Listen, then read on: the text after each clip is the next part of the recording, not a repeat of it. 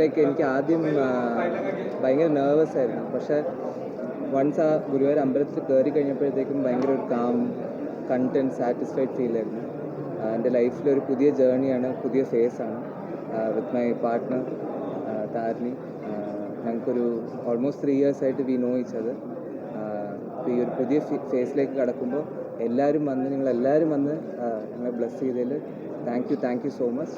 And also എൻ്റെ സൈഡിൽ നിന്ന് ഇന്ന് ഞങ്ങളുടെ ഇത്രയും തിരക്ക് കാരണം ഗുരുവായൂർ അമ്പലത്തിൽ ആർക്കെങ്കിലും എന്തെങ്കിലും ബുദ്ധിമുട്ടുണ്ടായിട്ടുണ്ടെങ്കിൽ വി അപ്പോളജൈസ് ഫ്രം ആ side. And thank you so much for blessing us.